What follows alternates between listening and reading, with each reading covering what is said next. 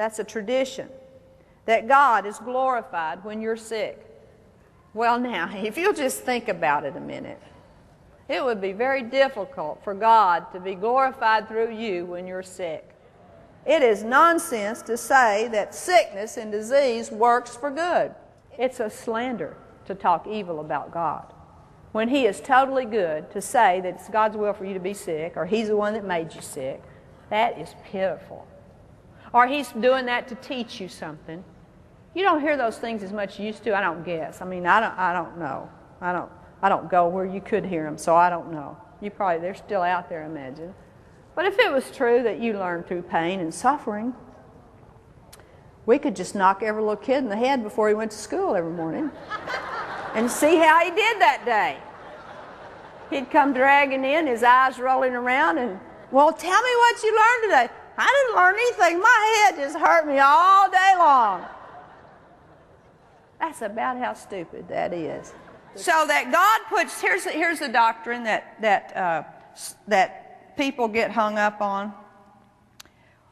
God gets glory from sickness and disease.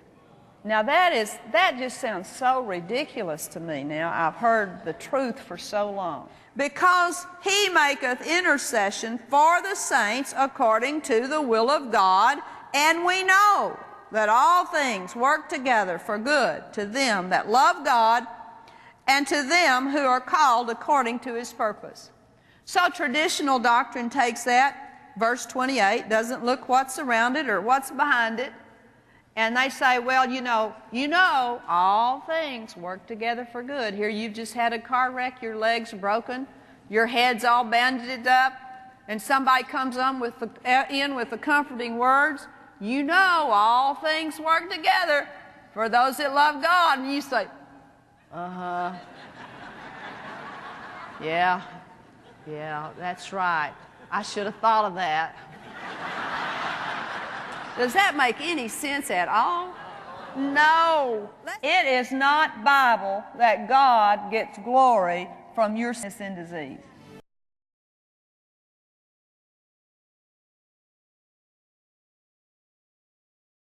And one of them is a gentleman named Garwin Dobbins, and he's here. Would you all welcome Garwin right here? Garwin Dobbins. Garwin, we love you. And this season wouldn't be appropriate for us to tell of the goodness of the Lord if you weren't here helping us.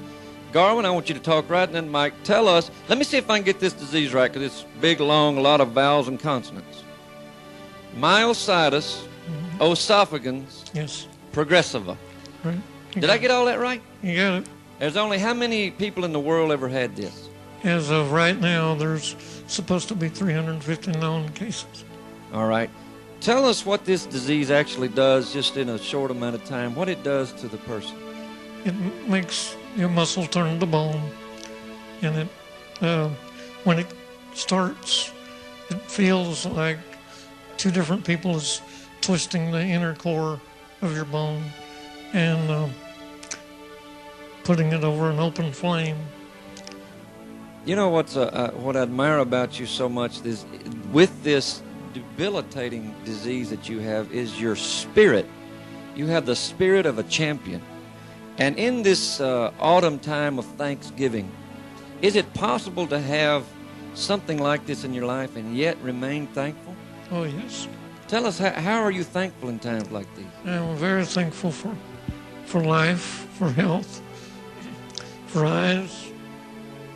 When I see that there's people that's worse off than myself, there's people that don't have legs, don't have ears, don't have a healthy mind, or cannot have a sense of smell. And when I look about and see the color that God has spangled the sky with, in the rainbow, and when He put the stars in the sky, I know that He cares for me. Yeah. Now you sing a song that we're going to do right now. If the Lord doesn't choose to heal you on this earth, there will be a time shortly when you will be healed. in your mind, what do you see yourself doing when this body has been exchanged for your new body? What do you see yourself doing? We're going to run on streets of gold. And number one person I want to meet is David, because he has been a strength to me over the years. And I want to be as close to him, like him, in praise and worship. Wow. Isn't that incredible? That he would, a lot of people might be bitter or angry at God, and yet he remains a person of praise. There's never been anybody I've ever met that is more encouraging than Garwin.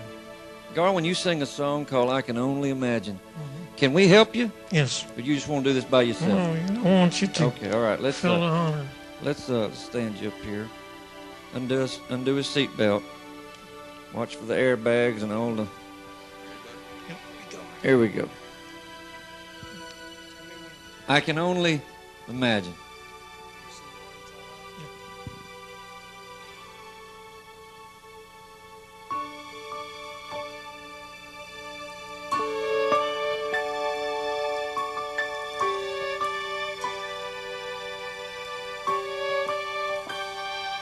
I can only imagine when that day comes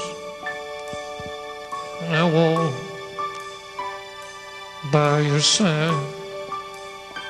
I can only imagine what my eyes will see when your face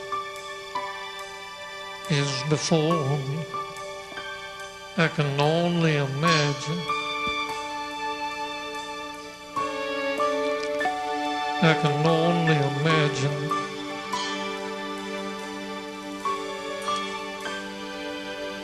Surrounded by your glory, what will my heart feel? Will I dance for you, Jesus, or in awe of you be still? Will I stand in your presence, or to my knees will I fall? Will I sing hallelujah? Will I be able to speak at all? I can only imagine. I can only imagine.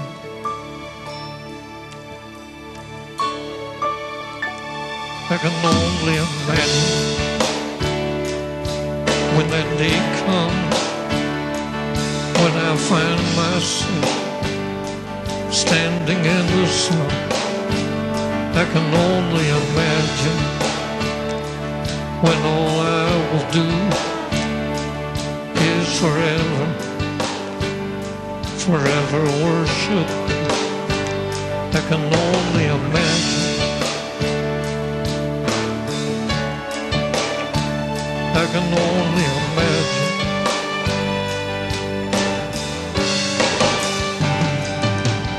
Surrounded by your glory, what will my heart feel? Will I dance for you, Jesus, or in awe of you be still?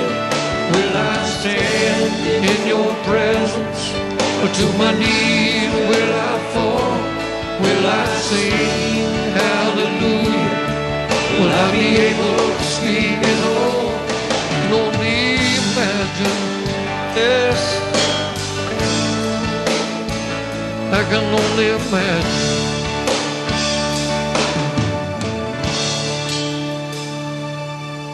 Surrounded by your glory, what will my heart feel?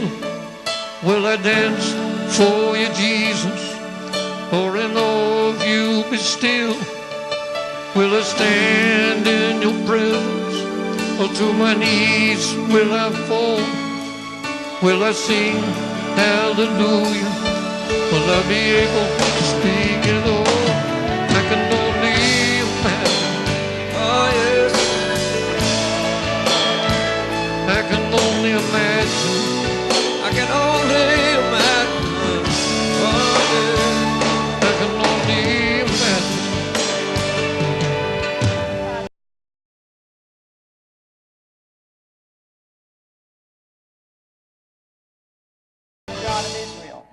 is not Bible that God gets glory from your sickness and disease. Healing should never be separate from salvation.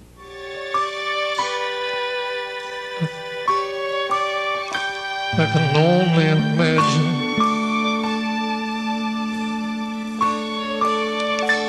I can only imagine